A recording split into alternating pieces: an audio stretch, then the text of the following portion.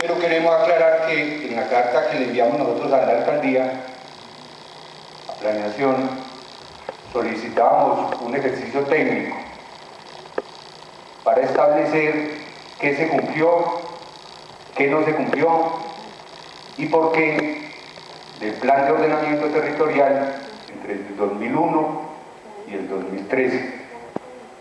¿Por qué esa solicitud? ¿Cierto? Porque consideramos que ese documento nos lo debemos entre todos, ¿cierto? Para tener claro por qué camino transitamos durante este periodo de tiempo. Y para que tengamos claro de que no podemos seguir por ese camino. Que nos toca tomar otra ruta, otro sendero, que garantice que el ejercicio de ordenamiento territorial se convierta en un ejercicio de construcción social de territorio. La intervención la construimos ayer en la Sociedad de Mejoras Públicas, tiene 7 puntos básicos, ¿cierto? El elemento diagnóstico.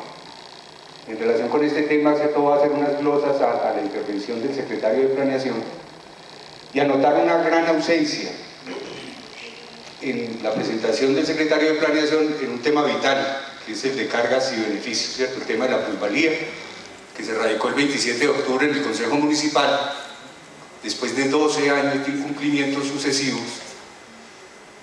Y ese tema, poniéndolo en plata blanca, uno puede decir que es más de la mitad del poder. Y eso se va a resolver en estas sesiones ordinarias.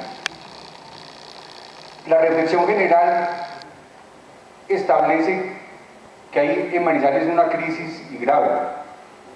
Cuando el Contralor Municipal, en los debates sobre la Avenida Colón y sobre el proyecto de renovación urbana Alta Suiza, dice que la información básicamente la recogió, en el caso de la Avenida Colón, de los contratistas, porque la administración no entrega información oportuna y a tiempo. Y cuando en el debate de la Alta Suiza se tiene que suspender el debate porque no está la información suficiente y en el Consejo se dejan constancias de que ni en la primera sesión ni en la segunda, pues hay una crisis grave de manejo de información. Cuando se anuncia que el expediente municipal va a aparecer al final del diagnóstico, del proceso final del diagnóstico, cuando ha debido estar todo el tiempo, cuando 12 años de planeación de ordenamiento territorial incumplen 24 veces la presentación de evaluación y seguimiento, que de acuerdo a las reglas del POT, cada 6 meses se tiene que dar informe de gestiones, cuando no hay indicadores de seguimiento al POT. Esto me haría interminable. Existe un documento oficial en el Consejo Municipal de Manizales del 2007, en donde se hace un diagnóstico formal de lo que se configura como un no hacer la tarea. En 12 años no se hizo la tarea. Y vamos mucho en esa ruta. El ejemplo, vuelvo y lo pongo, el ejemplo de la plusvalía. La exposición de motivos de ese proyecto de acuerdo radicado en el Consejo Municipal, cuyo ponente va a ser Juan Sebastián Gómez.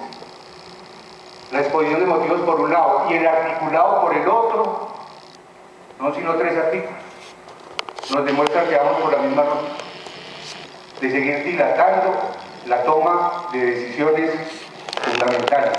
En ese tema quiero leer un epígrafe en lo político de Marina Jiménez. La economía no se ha utilizado. Es urgente que la ciudad empiece a aplicar instrumentos de gestión que otras ciudades ya hacen. La plusvalía es un recurso que puede garantizar la financiación de inversiones, al igual que los proyectos, con la participación de capital de los propietarios de zonas a intervenir, Ley 388 del 97. Si bien este tema corresponde en lo fundamental al POT, en el plan de desarrollo debería anticiparse una visión de él. Él lo dice cuando se da el concepto del plan de desarrollo 2008-2011. Hacia atrás en la historia de la sociedad civil de Manizales ha sido un planteamiento reiterado dice considerar el territorio no solo como un receptor y medio para el despliegue de capital económico, sino también de los otros capitales, como el humano, el social, las inversiones.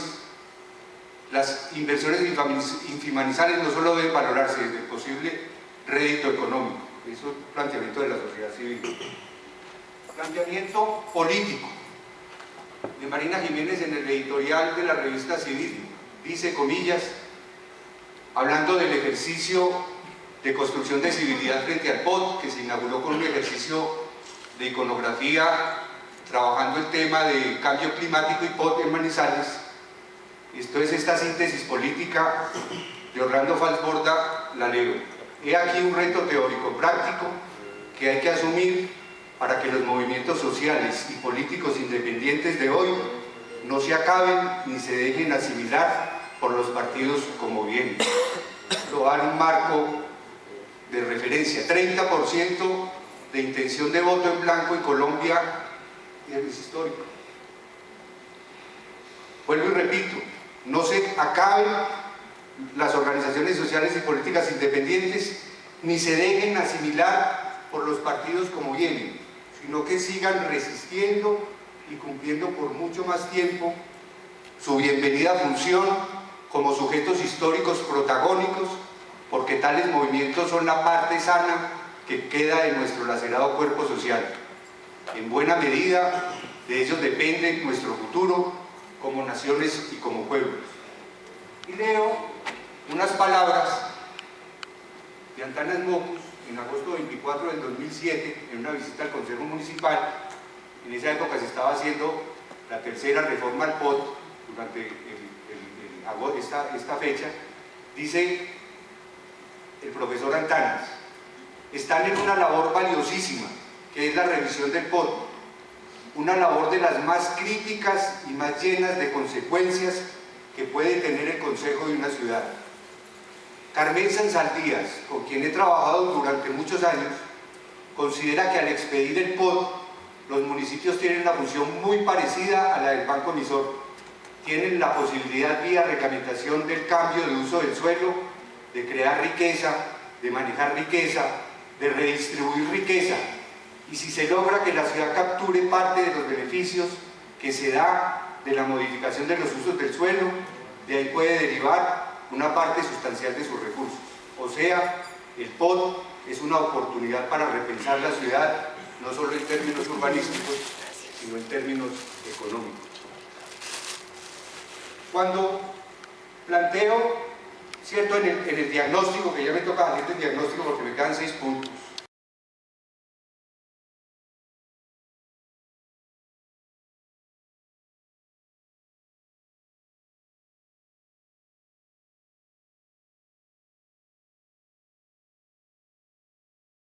la Ley General de Educación establece dentro de los 3 primeros meses de cada año, los municipios están en la obligación de convocar el foro educativo municipal.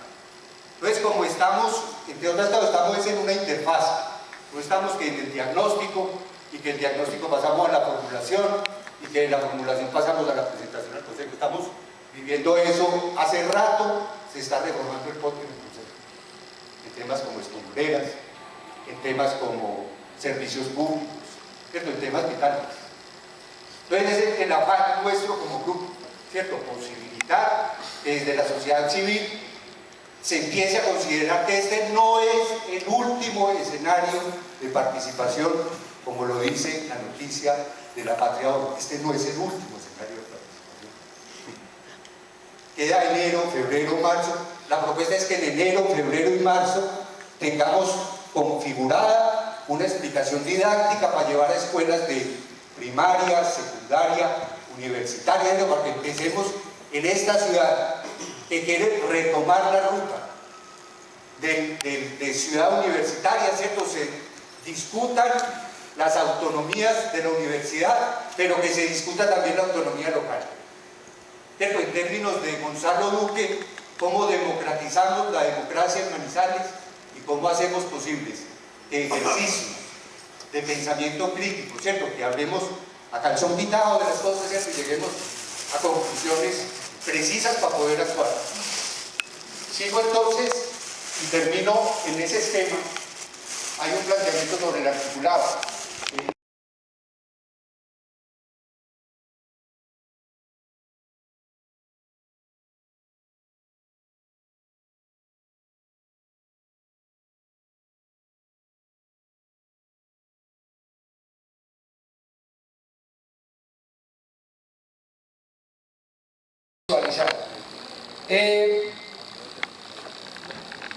Me parece muy importante que dentro de esas sesiones y dentro de lo que hablaba el secretario anteriormente, la expansión del área para Manizales nos tengan en cuenta, ya que yo lo hablo porque en el territorio rural no es solamente lo que es la tierra caliente ni la cabaña, tenemos un área rural fría que está desde Minitas hacia arriba y lindamos prácticamente con el Nevado de Ruiz. Y entonces, ¿de qué actividad vamos a depender? Nosotros nos deben de meter en zonas a nivel de turismo, porque si hoy en día va una persona y dice quiero construir algo en esas áreas, ahí mismo el POD le va a impedir la construcción. Entonces tenemos que darle una visualización y darnos una oportunidad nosotros en el área rural de poder vivir unas zonas como turísticas en donde haya unas limitantes, entendemos, de protección, pero es dar una forma adicional de un sustento de vida digno para la población rural. Si miramos en el pasado, el área rural siempre ha sido desconocida. Nos tienen, ahí sí, y somos el mayor territorio, y nos tienen como la reserva del futuro de la ciudad. Nosotros cargamos con la carga, la carga de tenemos que dar agua, oxígeno, la fauna, pero todo a costilla de nosotros. A nosotros no nos incentivan con recursos económicos, no nos incentivan con exoneración de impuestos, etc. No hay nada de eso. Y yo creo que dentro del POD tiene que haber eso. No es solamente exigir y dar garrote. Vuelvo a retomar algo, como lo del pastoreo, para vivir de esos futuros de nuestra ciudad. Entonces yo les hago reiteración de la Aurora, que es un tema que no lo podemos olvidar, es un tema muy importante, y vuelvo y les digo, no estoy en contra de los constructores, ellos tienen todo el derecho de poder hacer y beneficiarse de eso, pero yo creo que ahí hay que hacer un cambio. Si no pueden hacer toda esa densidad de casas, cada vez que estos escenarios no vendrán, porque es que en el área rural vivimos del campo. Para nosotros hoy, dejar de venir, de estar en el campo, de un día de trabajo, nos representa a muchos el sustento de su familia. Entonces no tienen la oportunidad de venir acá a poder expresar lo que sienten, sino que cuando nos llegan las normatividades y todo, si nos llegan a dar la finca, vea, usted tiene que hacer el retiro de su franja aquí y piérdale 30 metros a su productividad, y eso es la norma, así es la norma. Porque ayer nos lo expresaban desde Corpocaldas y en pocas palabras de malas, pero no nos dicen, vea, camine, vamos a trabajar, ustedes se retiran de acá, pero les vamos a dar este sustento, los vamos a exonerar de estos impuestos, tranquilos, vamos a trabajar de la mano.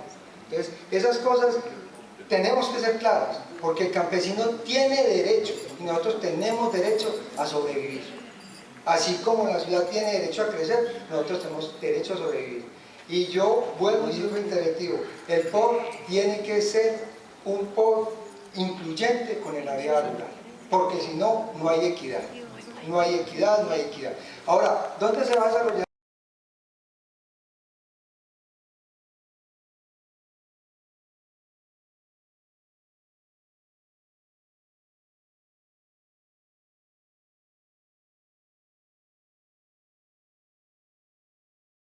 No con las áreas rurales, sino con las poblaciones que históricamente han construido su cultura, han producido riqueza y han generado unas condiciones de convivencia en el país. En esa medida, en el año 2011, el Informe de Desarrollo Humano para Colombia, Colombia Rural, Razones para la Esperanza, pues vuelve a la agenda pública y a la agenda política lo rural. Y yo creo que en Manizales bien lo dijo Germán Alonso, hay una deuda con las poblaciones que viven en lo rural. Entonces, para tratar de responder el primer interrogante, que es la visión de ciudad, habría que cambiar el término y habría que pensar en una visión de territorio municipal, y sería el municipio de Manizales. Ninguna ciudad en el momento puede vivir sin los entornos rurales. De allí viene absolutamente todo, todo. O sea que pensar en ciudades sostenibles, competitivas, amables, incluyentes, como se ha dicho en la visión de la ciudad de Manizales, implica considerar el 94% del área rural, que es el municipio de Manizales. Para la gestión.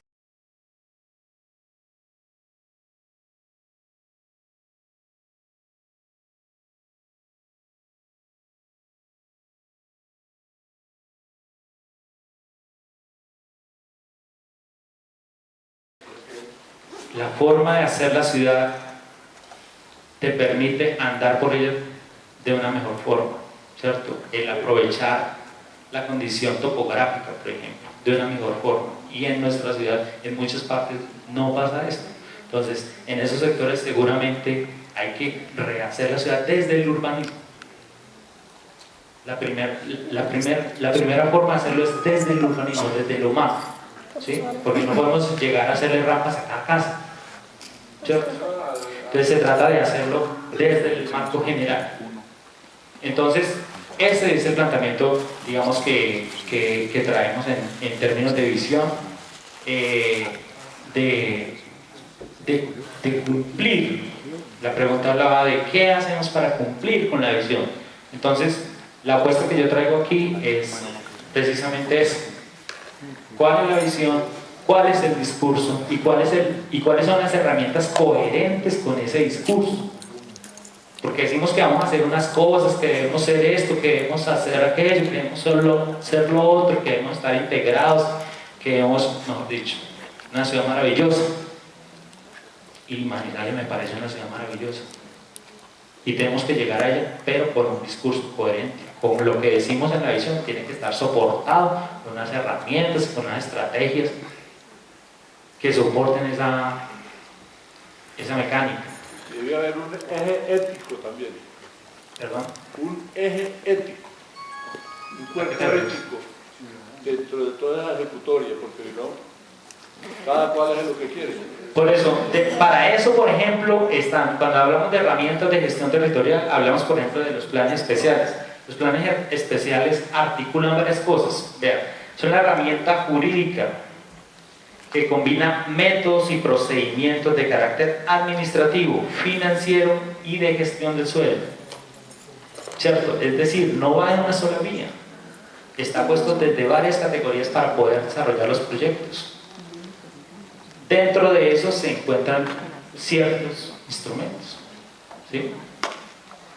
Pero dentro de planes especiales de manejo, por ejemplo, general, por lo menos a nivel urbano, o por atributos, ¿sí? Cuando decimos atributos estamos hablando, por ejemplo, un plan especial temático, un plan especial de desarrollo por atributos de servicios públicos.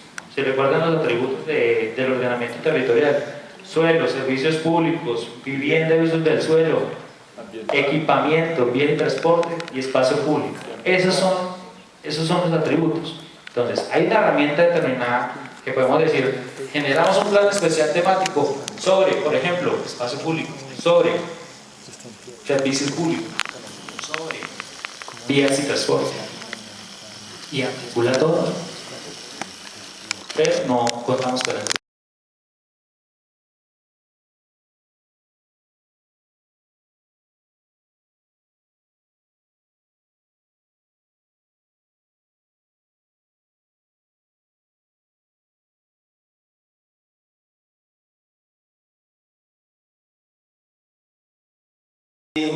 en este diagnóstico, Manizales tiene escasez de terrenos.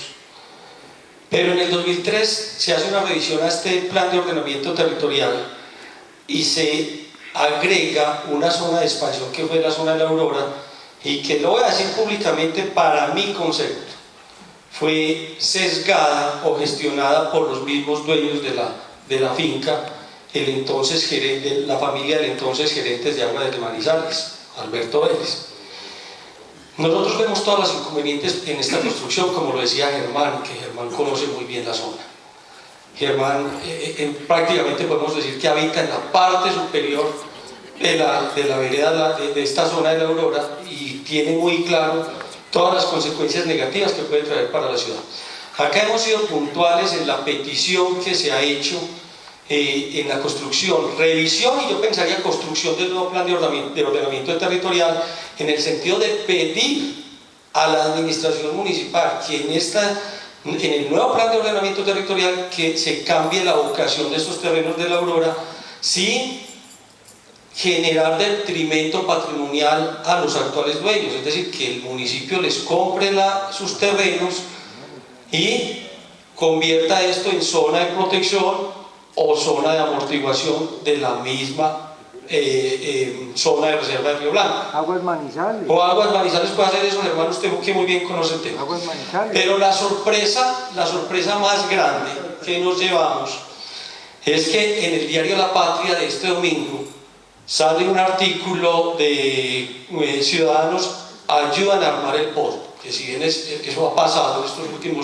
en este último año, pero en la parte de uso del suelo, abro comillas, dice: impedir que los corredores ambientales y las áreas de protección ambiental se destinen para usos industriales y urbanos. Pero en Río Blanco, La Aurora y Manantial se deben hacer proyectos habitacionales. ¿Qué adefesio? Con todo respeto de la periodista de La Patria, pero esto es una contradicción muy grande a lo que nosotros hemos venido solicitando. Como les decían aquí los ingenieros, los profesores, las ciudades deben mirar con responsabilidad su crecimiento. Reitero, Manizales quedó establecido en su momento que se debía densificar, no entendimos por qué dijeron que se iba a expandir en ese momento. Cuando yo digo que el documento que presentan acá tiene muchas incoherencias, es porque habla de que se tuvieron en cuenta las principales peticiones, como lo manifestaba el secretario. Pues vemos que la petición que hemos hecho nosotros acá en reiteradas ocasiones no está siendo tenida en cuenta, ¿sí? Esto también una contradicción que dice que exactamente en la parte de los elementos estructurantes habla de que se va a tener en cuenta dónde realmente se puede habitar y construir, dónde realmente, resalto ahí esa palabra. Yo pensaría que cualquier estudio va a determinar que realmente en la zona de la Aurora no es prudente construir. Manizales hemos hablado, o habla la administración municipal y nosotros la apoyamos en ese sentido, que debe tener un desarrollo sostenible, pero si lo van a hacer allá, van a acabar con el 35% del agua que consumimos nosotros los manizaleños, que es lo que finalmente produce Río Blanco.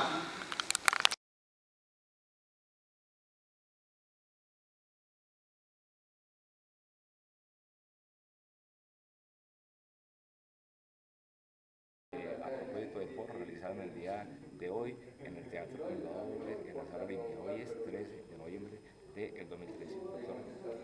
Pues simplemente decepcionante, porque aquí estuvo el 95% de personas de ciudad y, por ejemplo, no estuvo ni el 5% de representantes de la parte rural. Y en la realidad el territorio de Manizales es 95% de parte rural y 5% constituimos el resto, pero no hay audiencia para la parte rural. Por eso se le trata como sabemos que se le trata, y por eso Manizales no cuenta con fuentes de abastecimiento para la seguridad alimentaria de todos y cada uno de nosotros. Y en general puedo decir que se trata de una estrategia de